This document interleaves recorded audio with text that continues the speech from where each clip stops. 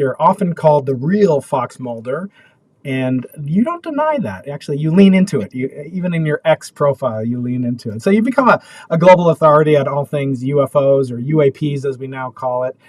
You've been in the U.S. for quite some time, and you're a fixture on shows like Ancient Aliens. You've been on Tucker Carlson, many other things. You have a new film coming out about something that rhymes with Blovid.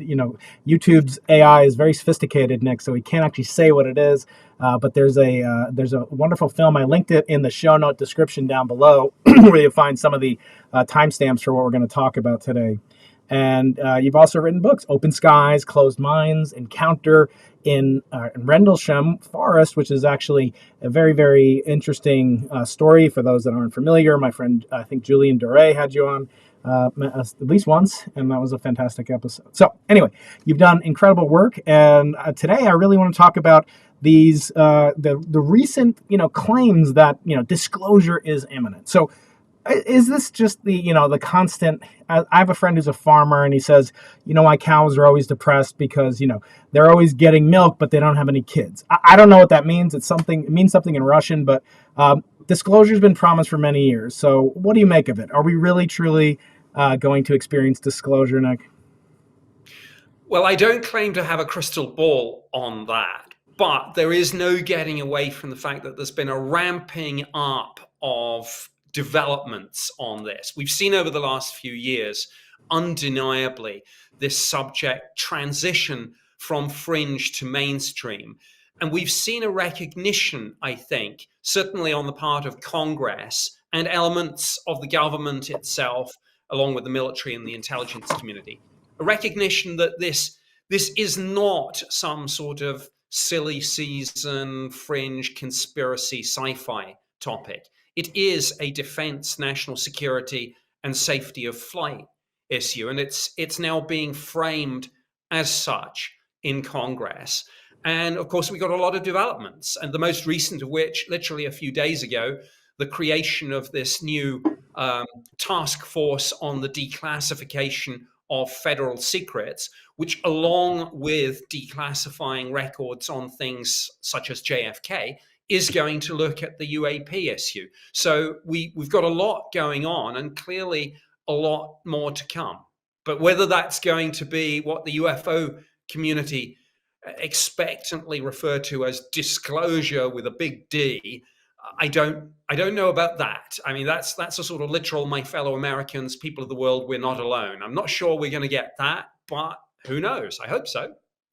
Yeah, I think with the new openness to transparency, thanks to Trump, and maybe partially due to Elon's influence, and obviously Congresswoman Luna, there is this truly kind of remarkable, and in my mind, it would be the greatest discovery of all time. And I'm speaking as a cosmologist who's trying to uncover the very first nanoseconds of the universe's existence. But do you feel like some of these things, conflating them, JFK, RFK, MLK, with UFOs, does that do good or positive service to the UFO phenomenon, or is there a danger of one too many conspiracies? I mean, the odds that all of them are cover-ups, might be quite low, or conspiracies. But do you think there's any natural relationship or harm that's done by conflating all these things together, as at least the Congresswoman's planning to do? I think it could help and hinder. I mean, the help is obviously the fact that we have an executive order on this, and that gives a sort of legislative, executive impetus to that. And there is certainly a common thread of these being subjects of great public and media interest, and also subjects where there is a widely held view that the government hasn't told the people everything that it knows about that. On the other hand, yeah, I take the point that there might be all sorts of rabbit holes that we end up going down here. So I think that's still all to play for. I think the new task force, they've already written out, of course, to SecDef, to the CIA director, Secretary of State Rubio, a few others. So those letters have gone out. In fact, I think the date for the initial briefing has also passed. The first hearings are going to be in March, and they're going to take the JFK issue first, but then I hope we're going to get to UAP. Mm. And when I, kind of think about these questions, I mean, one of the things I love to do on this podcast, as you may know, is to give the audience opportunity to question experts like yourself. I mean, it's very hard for the average person out there to get to know, the 21 Nobel Prize winners that I've interviewed on this podcast, and likely as well for you. You're quite busy. So one of the hallmarks that I love to enjoy on this channel is to have the opportunity for you out there to ask questions. So do stick around and get involved. The first thing I want to kind of bring up is the recent, kind of blockbuster publication by Lou Elizondo of his book Imminent, which, as far as I understand, refers to this imminent possibility of disclosure, etc. I was sent the book by Lou. He's supposed to come on. He did not come on yet. Hoping to get him on. But what do you make of some of the, kind of calls into question of his credentials, some of his testimony? Stephen Greenstreet, who you probably know from X, Twitter, is very skeptical and has actually put out tweets that seem to suggest that he may have lied under oath about his involvement with what's called OSAP. What do you make of all this? Is there an inherent risk in coming forward? And if you could help us rank the credulity of the various witnesses, whistleblowers, David Grush, Lou Elizondo, Chris Mellon. I've had on many of them, including not David Fravor, but Ryan Graves, and I've spoken to many of them. But tell me, how do we rank these, and what's the risk of coming forward? And is that part of the reason it's taken so long? Well, I don't think there's any doubt that all of the people you've mentioned are who they say they are and have done what they said they did. And certainly I know that Gadi Schwartz at NBC, I think, fact-checked Lou's claims by going to Harry Reid, who of course, on the political end, set up ATIP. And Harry Reid confirmed, yeah, Lou was the guy that I dealt with on this. And it's also, I think, a matter of public record that the Pentagon's Defense Office of Pre-Publication and Security Review, DOPSA, have had to clear, security vet Lou's book, the written testimony that Lou Elizondo and people like David Fravor, I think, and others entered into the congressional record. And of course, if these people weren't who they said they were, DOPSA would have not got involved at all. I mean, they've got more than enough to do at the best of times, I'm sure.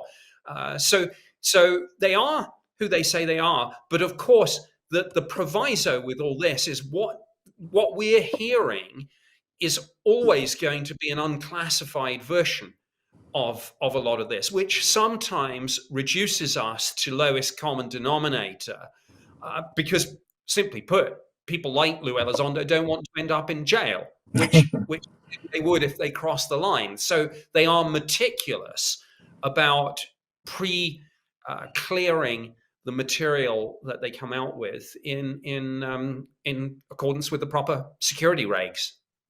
Why do you think, based on all of your expertise and experience in this realm, why do you think the scientific community, my colleagues in particular, especially the SETI colleagues, I have an interview with one of the foremost leaders, happens to be my colleague here at UC San Diego, Professor Shelley Wright, recently featured on the PBS Nova episode about UAPs. I don't think you were in that, but many of your colleagues are in that. and she's actually incredibly invested and interested in SETI phenomena. It's half of or more of her career. But why is the kind of orthodox scientific community so hesitant to engage with UFO evidence? I always get this kind of condemnation from folks on Twitter, X, whatever, saying, well, you just don't want to believe because it would upend everything you know about science. I always say no. It would actually be one of the best things that could possibly happen to me, at least outside of my family life, because it would shortcut the 27 more centuries that humanity seems to be waiting to get to breakthroughs like interdimensional travel and learning about how to extend biological organisms' lifetime. So why do you think my colleagues, friends, and experts are so reluctant? Why don't we have, the smartest minds in the world, the Ed Wittens and the Nobel laureates that I've interviewed? Why are they so reluctant to get involved and engage with the UFO evidence? Well, not all of them, I would say, fall into that category. And I think recently we have seen people like Michio Kaku dip a toe, well, arguably more than a toe, into the UAP water. We've seen Avi Loeb, of course, professor at Harvard, set up the Yes. Galileo project. So Many I time think, guest. Yeah. Hmm. yeah, there have been exceptions to that. My cynical answer to your question is that in one sense these people are in competition with each other for funding. So given that there are people out there like, I guess, Yuri Milner and some of the other players who are interested in extraterrestrial life and the search for it, I suppose, the SETI community is saying we're searching this way, and the UAP community is saying we're searching that way. And arguably, yeah, they are competing for funds. And I suppose, but also there's a doctrinal line here. One is searching for life out there, and one is saying, well, might not some of that life be down here? My compromise, some people would say on the fence solution, is let's do both. Well, that would be great. Of course, I do think that there is a sort of tainting of the narrative, in part because of one of my good friends, Adam Frank, who's a professor at Rochester, many time guest on the podcast, is very interested in the existence of alien civilizations, technology, biosignatures, technosignatures, and he calls it the problem of prosthetic foreheads, and that the depiction of these entities is always a little bit too close to, the uncanny valley, that they look just like us, maybe with giant heads and bigger eyes or no protruding proboscis. But the some of the, kind of standards, I think there's a standards gap between the ufologists that you mentioned, and those that I've talked to. I've talked to Tom DeLonge, for 3 hours on this podcast. And, he went through a very, very interesting story about collecting alien artifacts that he claimed to have possession of, and he still claims he has possession of. But when I dig deeper into the, forensics of it, it turns out he can't account for the provenance, uniquely. It could be many origins. It could have had many owners, and he admits that. So I think there's a, kind of standards of evidence, and publication, kind of demands in science versus the informal standards in ufology. Do you want to comment on that? Do you think that they could broach that chasm that you just mentioned in the future, or is that, going to always be inseparable because one is more based on, as people are saying in the comments already, belief. I want to believe, as your namesake characters would say on the X-Files. Do you think has a place in the ufology has a place in proper scientific discussions? I think it does. I think the challenge is how it gets there. I mean, clearly most ufologists, and I'm talking here about civilian ufologists, don't use the scientific method. I don't think anyone's disputing that. Now, what I think we'd like to see is more scientists coming into this field. And I think that's happening through organizations like the Sol Foundation. And I know people like Gary Nolan getting into the field. But I think the challenge is when you say, I'd like to see more scientists looking at UAP, the follow-up question is, well, which scientists? What disciplines? Are you talking cosmologists, astronomers? Are you talking, other disciplines, physicists? I mean, I guess they're going back to doctrine. Some scientists will be so, focusing on light speed as an absolute barrier, defaulting to they can't get here from there, and saying, therefore, it's not even a conversation worth having. And I get that. Now, maybe there are workarounds like warp speed and wormholes. And, even if you don't have that, what about sublight travel? I mean, in Mm. a few hundreds of thousands of years, I guess, our Voyager and Pioneer probes might drift close to a nearby star, and if there's intelligent life there and they see them, those will doubtless be UAP to them, and they'll be absolutely real, and they will, if they manage to get a hold of them, absolutely deliver 100% proof of extraterrestrial life and intelligence, i.e., Mm. us. So this, I don't know if you saw the PBS Nova episode featuring my friend Shelley Wright, and Avi Loeb is briefly mentioned in it, but Sean Kirkpatrick is mentioned in it, and he's a past guest on the podcast as well as Ryan Graves, who's, both of them have been on separate arguments. In that PBS Nova special, which is quite great. It's available free on PBS Nova website. You should check it out before it gets paywalled or whatever. And I'll have an episode, as I said, with Shelley Wright coming up about the connection between what is known as optical SETI and also KETI, communications with extraterrestrial technology and intelligence. So in that episode, they talk about Roswell, which I believe you've called, ground zero for for most of your career, my career, the people that work in this field. The official story they quote there is a weather balloon. What is the backstory? What do you feel is really behind it? You say there's more to it. What do you mean? Well, I think I always look at the first thing that somebody says rather than the story that builds up in subsequent years. And if you go right back to the very beginning, literally the first thing that was said was that the US Army Air Force caused a press release to be put out in which they said that they had recovered one of these so-called flying discs. Now, Kenneth Arnold, a light aircraft pilot, had seen what the world subsequently started calling flying saucers on June 24th, 1947. And a lot of other reports came in. So the United States was buzzing with this mystery.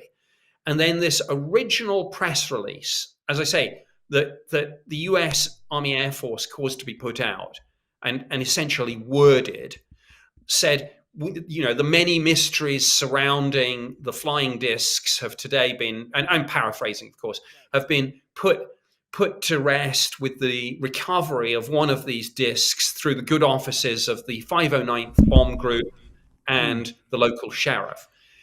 24 hours later, they said it was a weather balloon. And so, the initial story put out by the military themselves was that we've recovered a flying disc. And again, everyone can make mistakes, but at the time, the 509th Bomb Group was the only atomic bomb capable squadron anywhere in the world.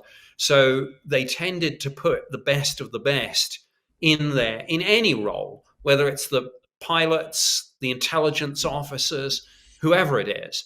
And if ever there was a bunch of people less likely to mistake a weather balloon, which they saw on a fairly regular basis, it's probably these people.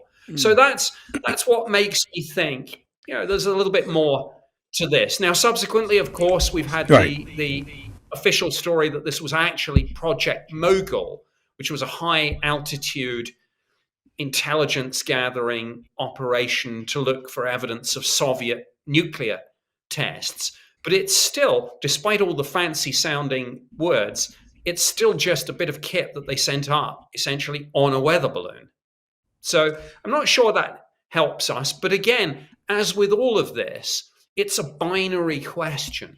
Either elements in the US government have or they have not at some previous point, whether it's Roswell or whether it's anything else, either they have or have not recovered extraterrestrial technology. And if they have, this new task force should now take a sort of Gordian knot approach to the entire UFO mystery and say, look, I'm not interested in this or that, but it's either true or it's not. Let's get to the bottom of it.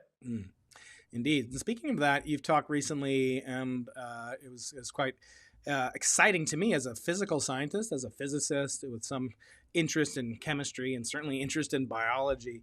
The question of whether or not the evidence is there or if it actually exists currently. We've heard of things like landing craft, artifacts, objects that have bizarre properties Luke talks about in his book. One of the things I want to talk to him about, these objects that are bigger inside than they are outside, kind of like a tardigrade, not like a TARDIS. But you mentioned interesting possible relation to what I do, which is isotopic ratio analysis. What are your thoughts on that? Where does this come into play, and how would it be done in a way that would preserve the provenance that I believe even Tom DeLonge says is missing? How could we do it in a way that would be transparent, open, but also scientifically rigorous? The short answer is I don't know, and you might be better placed to answer that question than I. And yeah, sure, there are. If any of this has been around for decades, as is alleged, then there are questions about chain of custody. But my I guess point on this is that I wonder if there aren't techniques such as isotopic ratio analysis, such as what is it, X-ray diffraction and things that couldn't be used if Congress can basically subpoena individuals and recover these materials, which by all accounts Tom DeLonge did through a collaborative research agreement actually make available to Army Materiel Command. I wonder that if Congress can't get access to, presumably the U.S. Army tested that. Well, let's have the material, let's have the results, and then scientific method, repeatability. Let Congress find some experts and repeat those experiments and see what they get. Because again, it's binary. I mean, some people have made some extraordinary claims, and either there are these craft, and it's been alleged bodies, people like David Grush have testified under oath to Congress. Well, let's get effectively a sort of, whether it's executive order, whether it's subpoena, whether it's a sort of habeas corpus. I don't know how that would apply to aliens, but let's get it into a lab and let's get everyone working on it.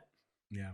So you've obviously been involved in a lot of intergovernmental and governmental agencies with true security interest and security clearances and so forth.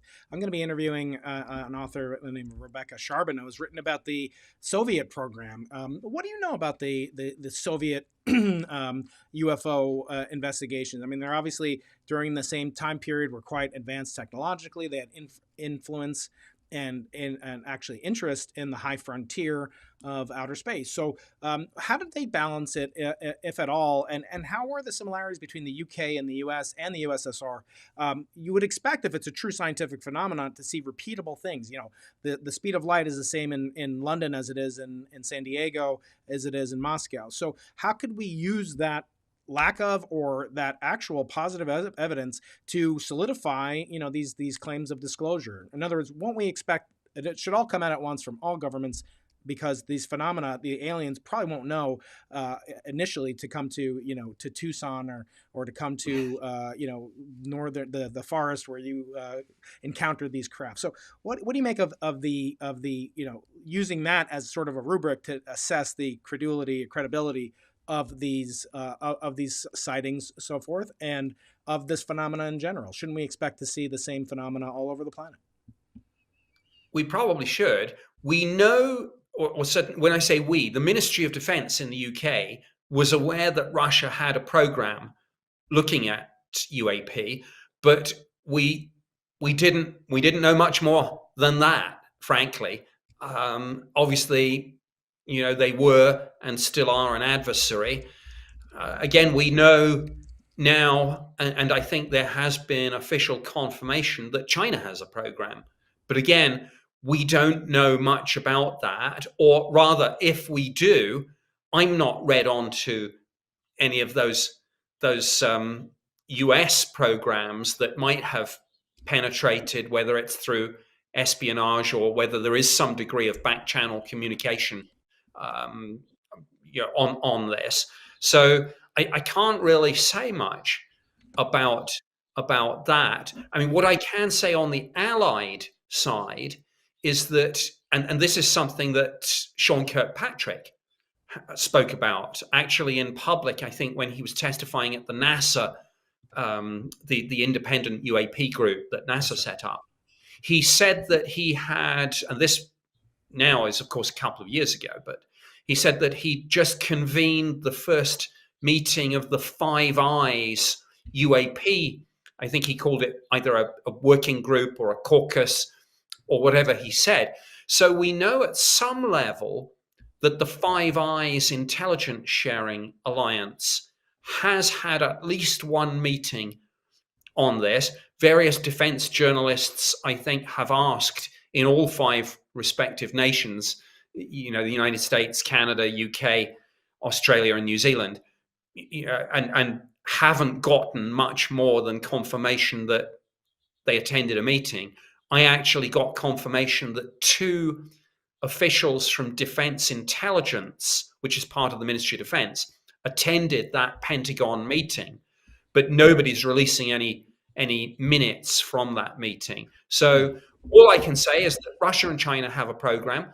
Other nations too have programs. I mean, France is an interesting example. France is one of the few countries, I think, that embeds its UAP program in their space agency, and not in sort of Department of Defense or Air Force. So Russia and China have a program. Five Eyes are engaged, but we don't know much about any of that.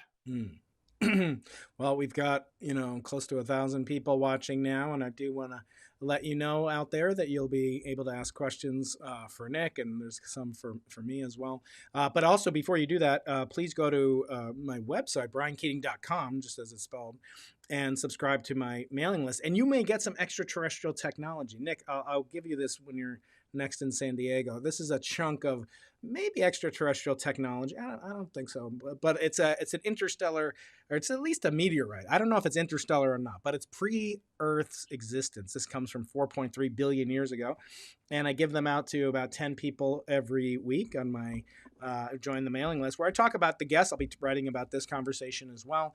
I've been writing recently a lot about this much bigger brother of this object, which is an asteroid with a non-memorable name, 2024 YR or something like that.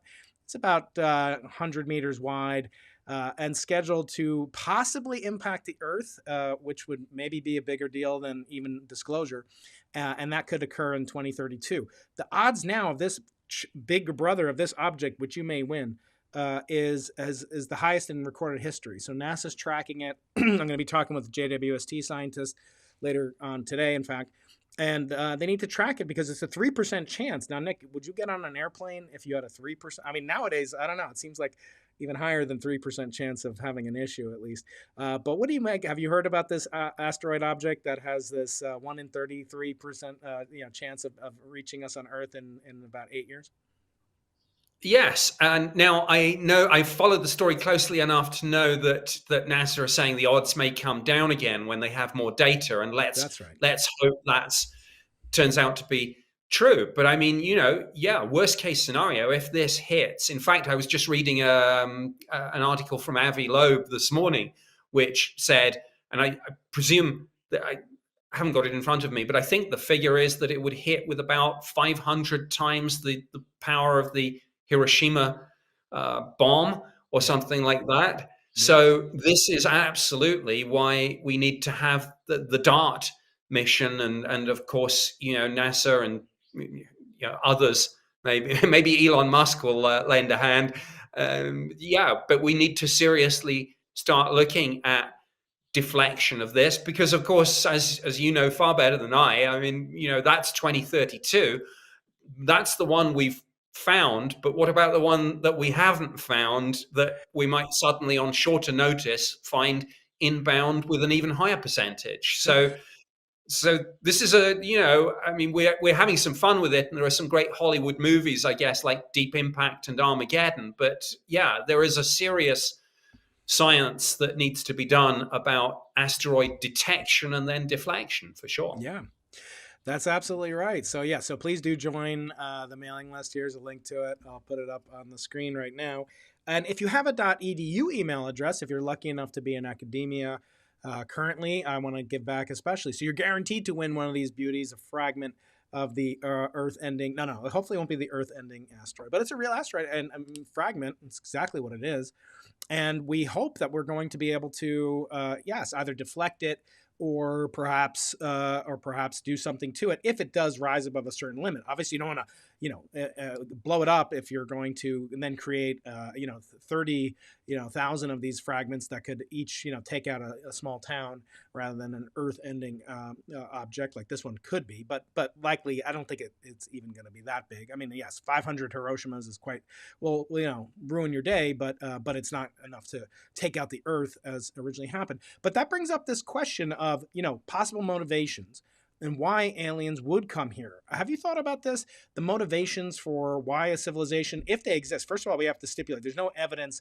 that's publicly accepted, scientifically, double-blind, random. I don't want to say random control test because that'll make us think about COVID and stuff like that. But the point is, Nick, have you thought about motivations? Is that important? Should we be careful in anthropomorphizing the motivations for why aliens would come here? I mean, of course, Stephen Hawking, who I didn't have on the podcast, but I've had many people close to him on it, said don't even contact aliens because that's like ringing your own dinner bell. How do you, kind of weigh the different motivations? Why would they come here? I mean, are we that interesting?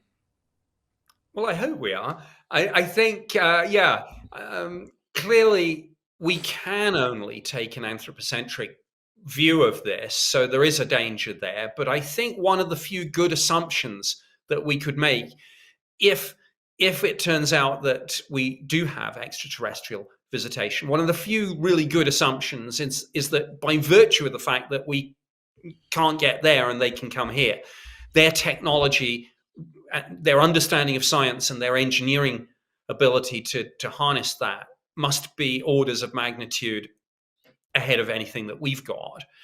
That being the case, I think it is also a logical deduction that they would not be coming here because we had anything to teach them about science and technology and things. Right. So I'm more attracted to the idea that they would be coming here as explorers, as scientists, and perhaps above all as anthropologists, because one of the really interesting things to truly advanced civilizations in the universe, it seems to me, might be newly emerging civilizations like us. Now, that would arguably, throw up a whole new list of potential issues and dangers for us that Stephen Hawking alluded to. But that, in terms of have I thought about it? Yes. And that's kind of where I've landed, the idea of anthropology.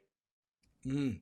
Yes, I think there is kind of, space tourism and so forth is, not limited to just human beings, but the question of resources. And of course, there's another, school of thought that says, no, these civilizations will want to keep their presence quiet. And I've done a solo episode of my podcast Explainer where I'm going to be releasing that shortly, which explains kind of this analogy between how these aliens might behave more like the bacteria in this petri dish in this test tube here that I'm holding up, and that's that they actually engage in very complex warfare. Evolutionarily speaking, the most important thing for many of these things to do is to clear out their local neighborhood of any competitors, and then once that happens, sometimes these bacteria are too successful and they actually end up wiping themselves out. And those are, of course, many different answers to the so-called Fermi paradox. What do you make about the Fermi paradox? Is this a legitimate thing in the concomitant Drake equation? How much time should the politicians and security agencies and intelligence agencies, how much knowledge should they have to have about the physics? I always hear these objects break the laws of physics, but if you don't have a physicist, how do you know what these things are actually doing? How do you know that they're defying laws if the politicians and the intelligence agencies, rightfully so, they don't know much about the underlying science behind these things? Well, I think that's why it was good that the contract ORSAP that preceded the related ATIP that the Pentagon did get into this, and they, I think, published 38 defense intelligence research documents, and I know that one of them was about the statistical Drake equation. So they did, right at the beginning of trying to take a proper look at this, try to integrate the scientific understanding into that. Yeah, and I think that is a positive development that they're at least open to it. And I do hope that, like the NASA panel, they'll impanel, very prominent scientists. My friend David Spergel, the president of the Simons Foundation, was the NASA panel lead. Shelley Wright, as I mentioned, was on the panel. How do you weigh the different, political gain, disclosure? I mean, we see, God love them, Nancy Mace and Congresswoman Luna. They're very, prominent people. They're not shy. They love to kind of be out there on TikTok and on Instagram, with their, kind of, quite frankly, sometimes, self-promotional, but I understand that. How do you, as an advisor to politicians, how do you weigh these motives? I mean, is this something that they should be more cautious about? Again, conflating JFK, RFK, MLK, UFO, UAP, all that, there's no natural, say, scientific link between these things. Although they are linked via national security and perhaps via transparency. Do you think that this push towards just everything should be out there all at once is a good thing, that we should just every citizen has a right to know everything? Or do you think that there are some things that should be kept secret perhaps and not broadcast on TikTok? Oh, absolutely. And I think for the most part, these politicians, even the ones that you see a lot of on social media and mainstream media, I think they all know where the line is. And I know that when I see some of them come out of classified briefings and somebody sticks a microphone and a camera in their face and says, "Hey, what just happened in there?" They are very good at saying, "Well, I can tell you in general terms, but I'm not going to go into the details." So yes, absolutely. I think it is a given that sometimes there are very, very good reasons for secrecy. And if the answer to any of this is that there's a technology that can be weaponized, that is an excellent reason for secrecy. That being said, I don't think anyone, and the common link with all the things like JFK, RFK, MLK, UAP, etc. The common link is secrecy and the perception widely held that the government tends to be overly cautious and tends to overclassify things. And so I think that, and that doesn't need the scientific method, that just needs a kind of reappraisal of the rules to say, are we classifying things for the right reason? The reason to classify things should be what it says in the security manual, i.e., information the disclosure of which could cause, talking about top secret here, catastrophic damage to the national security of the United States. Well, if that's being abused and people are applying that classification to something which is just politically embarrassing or just intellectually difficult, then that is an abuse of the system. And that, I think, is what the new task force is going to be getting into. And I think it is good in all of this that this is bipartisan still, even in these divided days, because as well as some of these high-profile Republican figures, we have had people like Chuck Schumer, of course, for the Democrats, and Harry Reid, Jared Moskowitz. Yep. And Harry Reid, of course, was the most Harry Reid, Speaker of the the Senate Majority. So I want to pivot to some maybe more speculative claims that I've heard you discuss in the past, maybe on ancient aliens or other projects that you've worked on, that perhaps humans may have gained some of our technology from extraterrestrials in the past. Can you comment on that? Is there evidence for that? Is that just a plausible theory in your opinion? Where do you come down on that? I think I'm skeptical about that, actually. When I sort of, sometimes in TV, my role on quite a few shows is almost to act as an on-screen narrator. So I'm very often sort of putting out, saying, these are the claims that some people in the UFO community make. Now, I'm skeptical of that. And I mean, I think that the sort of chain of custody, as it were, the scientific discoveries, the engineering leaps that were made, I think you can document fairly well how things like the transistor was was developed. I don't think you need Roswell to explain things like that. But that's the central allegation, is that something crashed at Roswell, extraterrestrial, and that we back engineered it and developed the transistor, night vision goggles, lasers, Kevlar body armor, that sort of thing. I call that the AI of the gaps. Whatever we find hard to explain, but often that does come up. If these aliens are here, as Michio Kaku, and God love them, I've had them on the podcast, but if they're transporting themselves across the cosmos, you have to ask why, and why not use something else? Why send a human when a robot or an AI can do it for you? I think that's quite interesting. Are you optimistic about Trump, being the last president under which, so we have to abide by non-disclosure?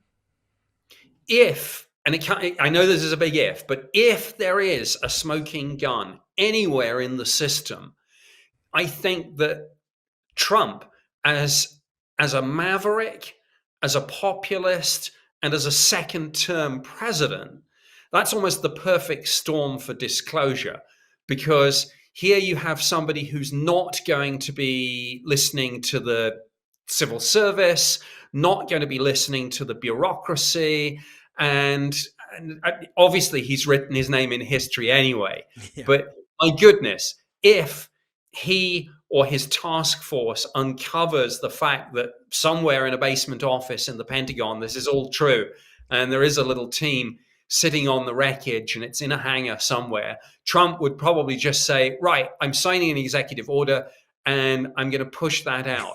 So if it's there, I think Trump in his second term is the best possibility ever to get it out. And that raises an interesting question. And this is more for the skeptics, of course. If that doesn't happen, it is much more likely that there is no smoking gun. Now, that doesn't mean that we're not being visited. It just means that we don't have any of these spaceships in hangars or bodies on ice that some people believe we do. That we do, or underwater. You talked about the possibility of submersible or underwater craft or entities, beings. Not the first time I've heard about it, but can you explain it for the audience members that might not be familiar with these possibilities that are often discussed, including by Congresswoman Luna? Certainly, yeah. I mean, for much of the 80s, there was this kind of interesting narrative that the UFO community had. And it's interesting because a lot of them claim to have had sources in the intelligence community. People were skeptical about that. But now looking back, it makes me think, actually, some of those claims were likely true. Because the narrative was, oh, this is very odd. UFOs are being looked at by the government, but it's often the Navy. Now, that sounds counterintuitive. And yet, when we found out, for example, who the head of the UAP task force was, it was Jay Stratton. And Jay Stratton was a career intelligence officer, of course, but his background, his center of gravity is naval intelligence. And again, when the New York Times broke the story of ATIP and the US Navy videos, again, it was Navy spokesperson before Sue Goff at the Pentagon took this over. Everything was Navy. And yeah, just a few days ago, as you say, Anna Paulina Luna, when she was at that press conference announcing the task force, said, we will be looking at UAP and USOs. So Lou Elizondo introduced the public, I think, to the phrase transmedium travel, to discuss the apparent ability of some of these objects to move seamlessly from the air to under the ocean. And there have been reports that some of these objects have been detected on sonar from some of our ballistic missile nuclear submarines, for example. So that immediately pushes it to almost the highest imaginable classification. And yeah, absolutely. So USOs, the idea that there are maybe things down there or things that can come in from space, operate in our airspace and then move under the water, that is going to be looked at as well.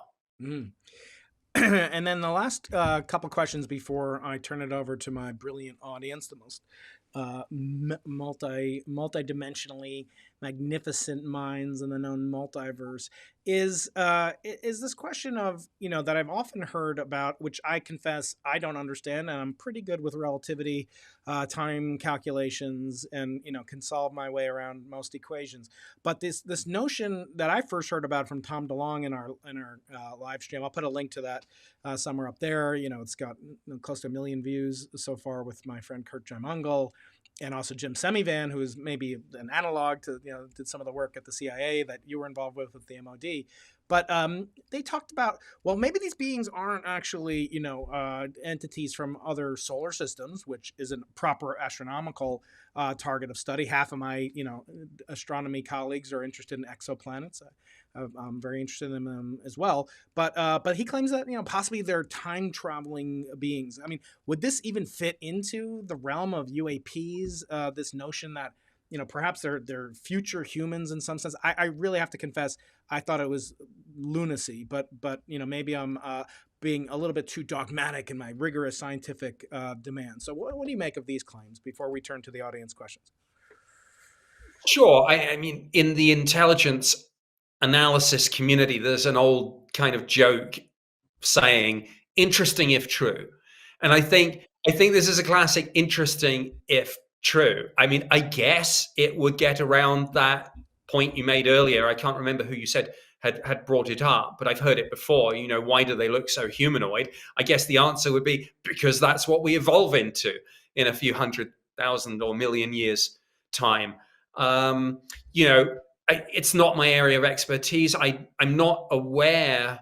I guess I've heard that people like Professor Ronald Mallett is looking at some aspects of time travel and whether it would be theoretically possible or not. But that's about all I can offer. I mean, I guess it is interesting that people have moved to more inclusive language about this. So now we don't talk about aliens or even extraterrestrials. We talk about non-human intelligence to leave open the idea of time travelers from the future or something from other dimensions, or maybe even something that we don't have the conceptual awareness, understanding, or language to even not only describe but even conceive of, perhaps.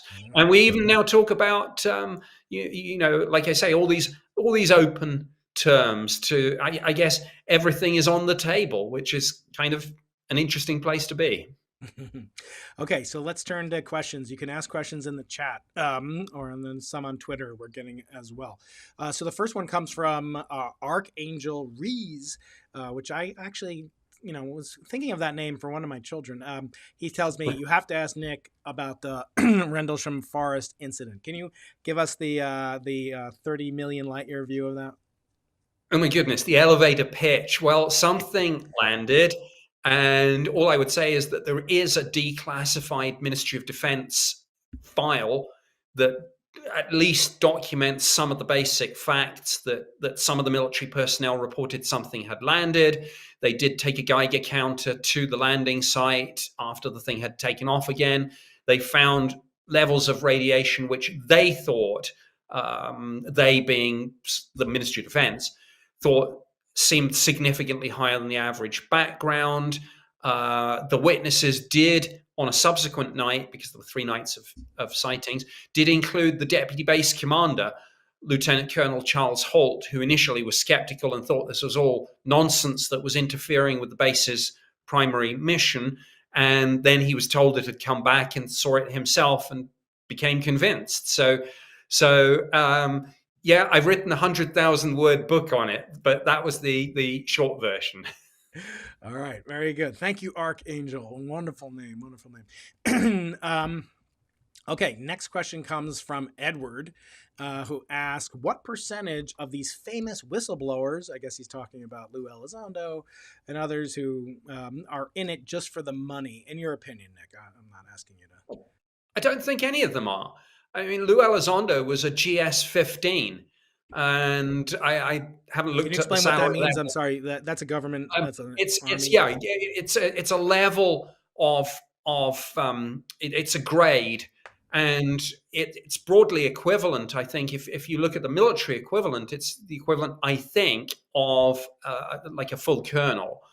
And yet he left the government to do this. Well, I don't know what his book advance is, but even if it was fairly hefty, you don't have to rack up many more years of service as a GS-15 to be earning some fairly big bucks. So I wouldn't be surprised if some of these people had actually lost money out of this. But I never like this question, because it's like, well, come on, would you have asked Stephen Hawking the same question about? And I'm not having a go, but I'm just saying sometimes we treat the idea that someone might write a book about something as somehow tainting it. Whereas in fact, someone like Stephen Hawking with Brief History of Time probably introduced all sorts of people who would never normally look at topics like that to absolutely fascinating topics.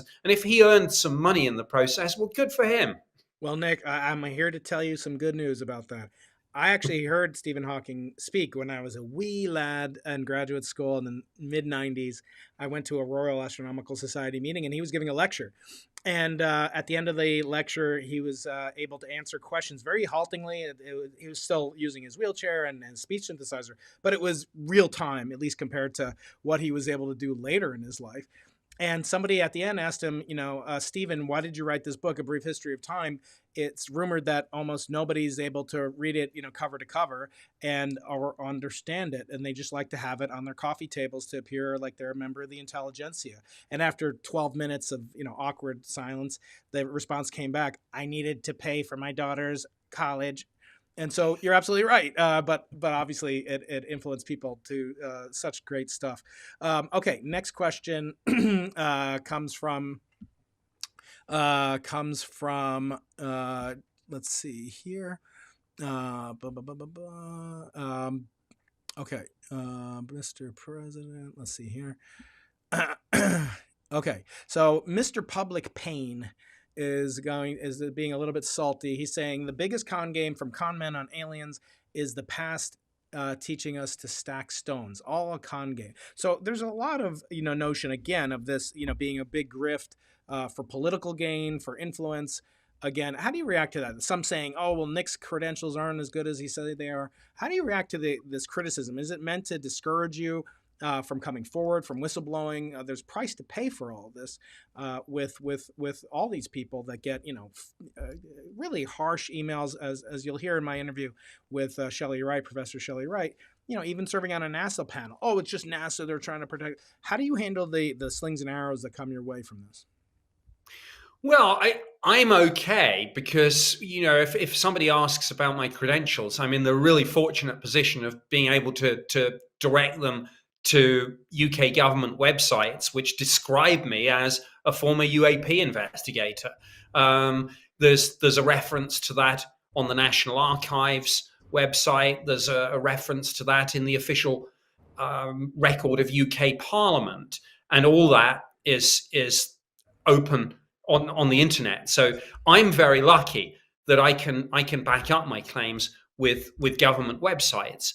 I think some of the other people in the intelligence community are more unfortunate, because those are not the sorts of documents that are going to be posted on government websites. And I think it's a case by case basis.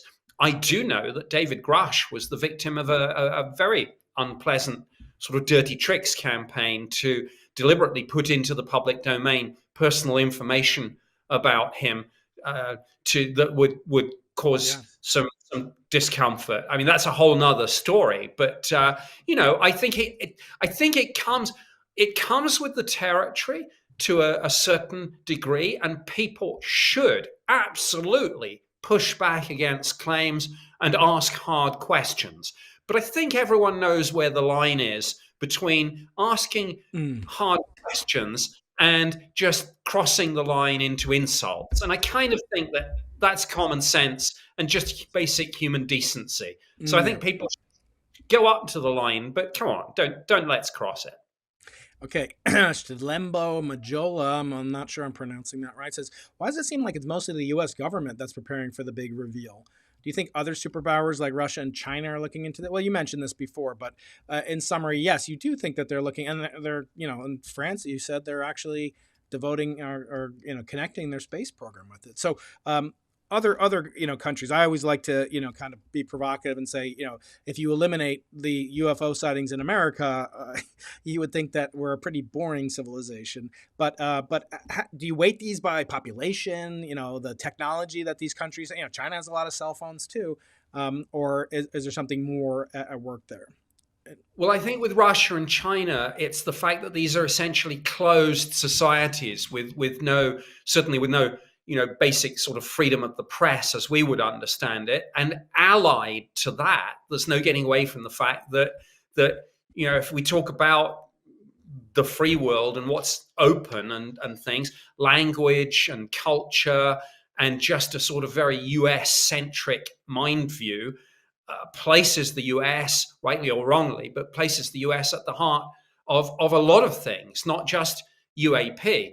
That said, of course, Congress, a lot of people are being very vocal about this, but there was a time, people should kind of rewind 7 or 8 years or so. There was a time when this issue was an absolute third rail, and when nobody in politics would touch it because of the fear of stigma and ridicule. Absolutely. Yasser Abdul Amir asked, do you think disclosure will have any theological implications? I did an entire TV series called After Contact, which I created, actually saying, let's get away from this is it or isn't it debate about UAP and extraterrestrials. Wouldn't it be a fun kind of thought exercise to say, how is society going to be affected if this does turn out to be true?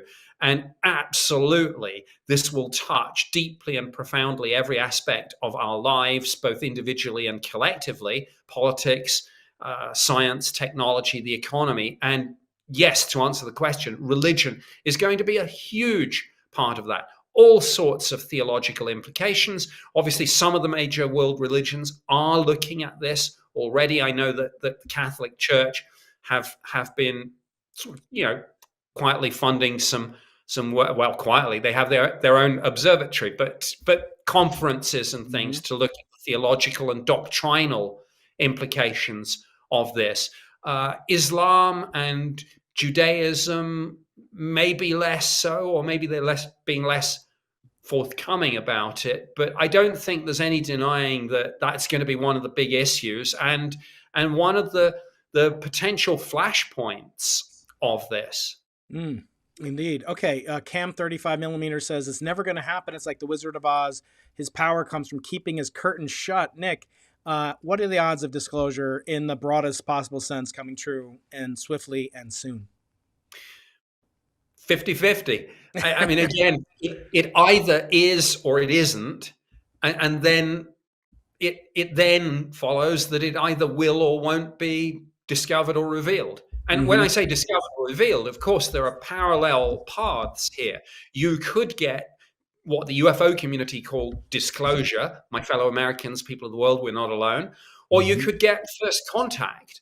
Either some literal sci-fi scenario, or more likely James Webb finding an undeniable techno signature that couldn't be attributed to anything natural, so far as the scientific consensus is concerned. So, or you could have both; they're not mutually exclusive.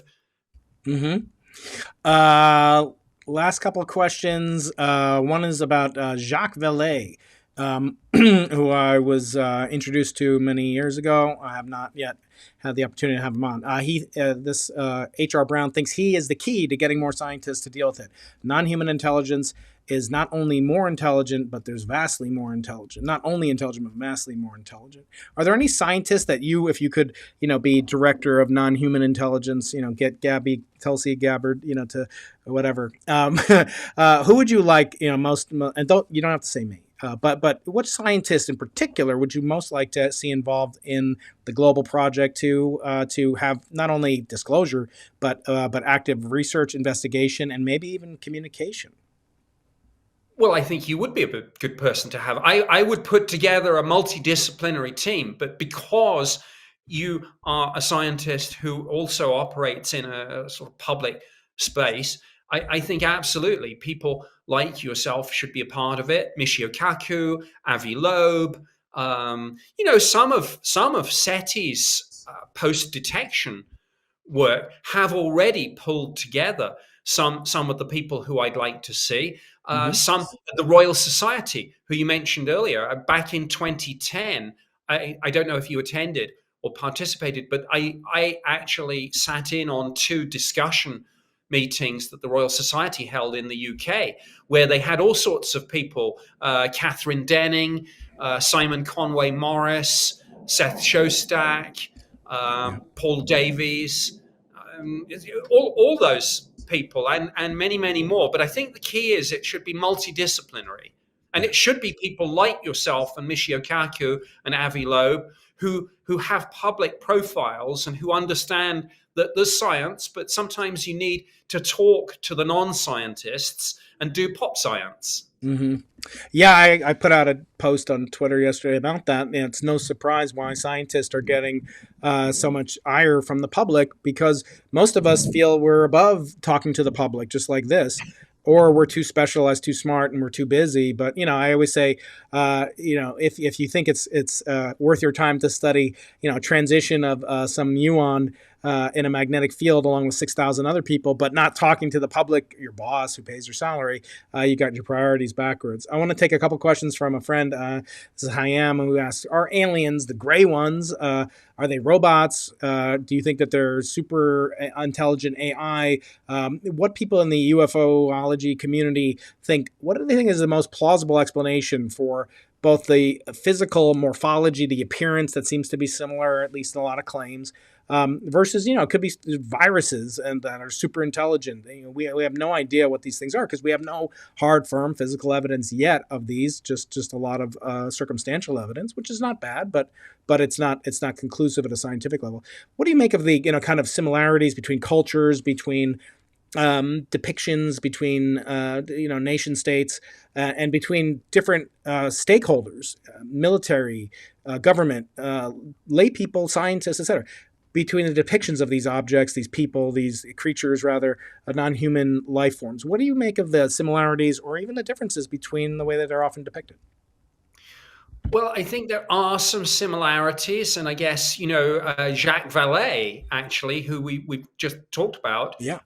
did some work looking at folklore and drew some interesting parallels between folkloric accounts of human interaction with the little people and the more modern kind of idea of encounters with extraterrestrials. So that is something that I think is worth looking at. Of course, as always, we are looking at this through the lens of the media and through science fiction. So we're only perhaps looking at a small and are possibly unrepresentative sample of a greater whole. Sometimes I wonder what do we self-censor?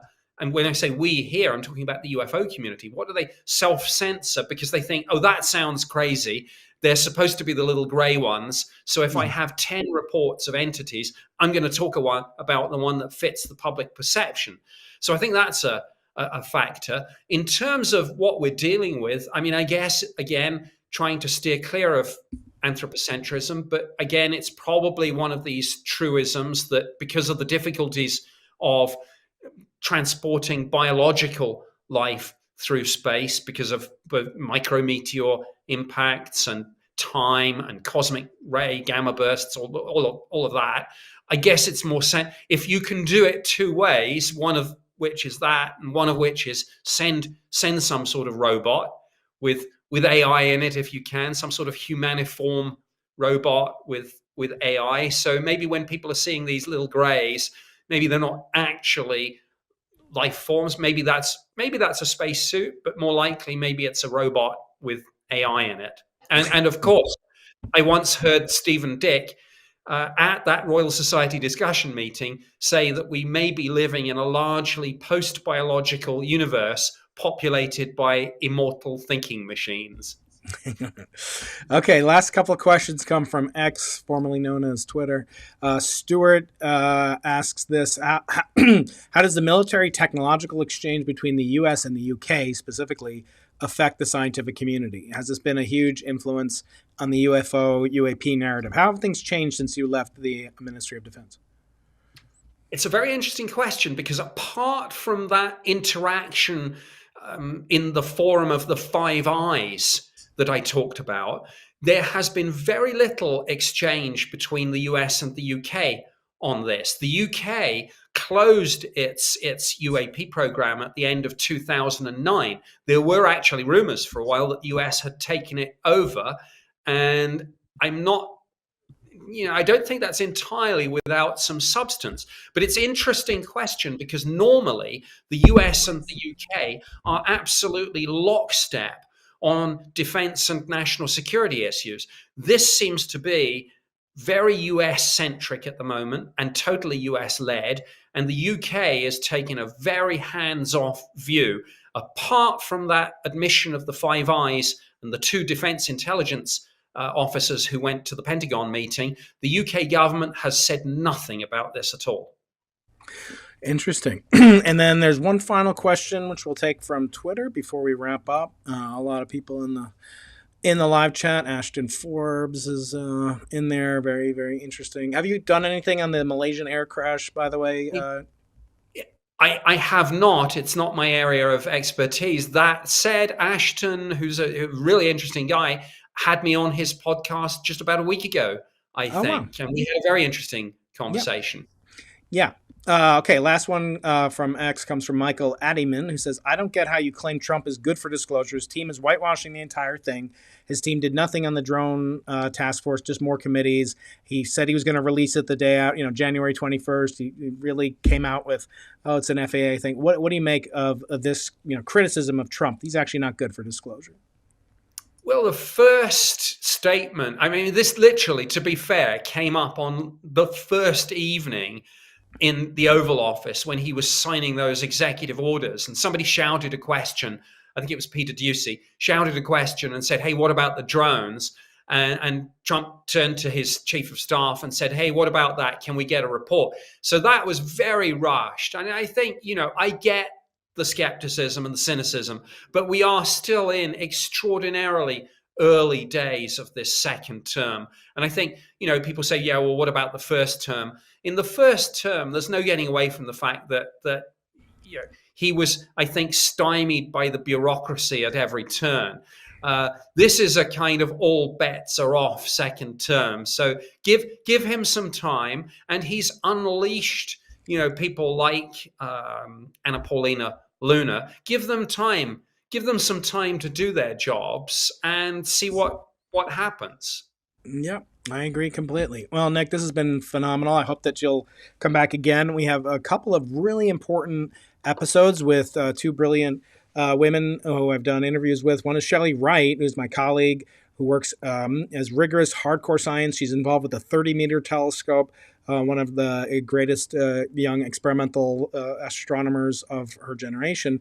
And we have an amazing interview. We talked about this. We talked about her role on the NASA panel and some of the challenges, threats, and actually some really negative things that happened to her, both from lay people in the audience of not my audience, they're too chivalrous and wonderful, but lay people at large that are interested in these topics, but also from fellow scientists criticizing, how dare you kind of give weight to these nonsensical claims, and yet some of the top scientists, David Spergel among them, is the leader of the NASA panel. I've had him on many times, but he's a National Academy member, so you can't really impugn his scientific bona fides. Also, Rebecca Charbonneau is coming on. She's an author, wrote a book called Mixed Signals, which is a wonderful kind of parallel subject about communication with extraterrestrials, but also with the Soviet plan Soviet program that really paralleled, in history, the way that we search and maybe interpret what these alien entities, these UAPs, these unknown things may be. And it's very interesting because they may be our adversaries, right? It may be that we're their UAPs and they're ours, right, Nick? Yeah, you could almost think of this as a new space race. Yes, and obviously you'd like them to burn up as many resources, and they'd probably like us to do that as well. So we'll be talking about that, how they reacted to things like Roswell. It's really a fascinating read, and that'll be coming out, as well as my interview with Shelley Wright, as well as an interview where I speak about the odds of extraterrestrials actually evolving and how they are subject to the laws of entropy, thermodynamics, and all the features that Erwin Schrödinger pointed out 75 years ago in what constitutes life and how it would be subject to different evolutionary pressures. So I have a explainer video. So I do two types of videos: interviews with brilliant and interesting guests like Nick and the 21 Nobel Prize winners, and Elon Musk was even on for a few minutes last year, hoping to get him back on. And then I do explainer videos where I talk about various scientific topics ranging from cosmology to particle physics, always with an experimental bent. Nick, most of the people that get attention in physics are Michio Kaku, Brian Greene, Neil deGrasse Tyson, all guests on this podcast in the past, but they're theorists, and experimentalists like myself and my colleague Shelley and others have a different perspective, and that is empirical evidence, scientific method, scientific rigor. So I hope that you out there, if you're new to the channel, you'll check out some of the past episodes. I'm also hoping to get my friend Eric Weinstein back on in person when he gives a talk here in a few weeks, hopefully. For now, again, go to briankeating.com. And get your chance to win a real, alive, or no, highly dead meteorite. But nevertheless, it is some space schmutz that comes from our primordial solar system. So long before there were hominids looking up, asking questions, why, where do we come from, there was a solar system. And I hope that you'll enjoy, as I say, the essays I'm going to be writing about. I am going to be talking more about this new asteroid that's been discovered and what we can do about it to really invest our lives with meaning, perhaps, and how we could possibly react to it. I've had on many great guests, including Philip Lubin at UC Santa Barbara, who's working on laser deflection of asteroids as well. So look for that and stay tuned for these wonderful guests coming up in the near future. Hopefully I'll get Lou on. If you have any pull with him, Nick, please, if you're out there and you'd like me to interview Lou Elizondo, please leave a thumbs up, subscribe to the channel, leave a comment. But Nick, yeah, if you can help me with Lou, I have his book. I have his, I've seen him many times. We have many friends in common, but he has yet to come on. I will ask him if he'll do that for sure. That would be great. I think we'd have a good conversation. And like I said, he did personally send me the book back in August. Maybe now that his book tour and his physical tour are done, he'll have more opportunity. Or maybe he'll be more busy like you are. Also, check out the link to the video about COVID down below. I looked at the trailer. It is fascinating. And I am going to use my Amazon Prime credits to select that. Nick, thank you so much for spending so much of your time with us today. Thank you, Brian, for having me on. Very interesting conversation. I've enjoyed it. Me too. Bye-bye, everybody.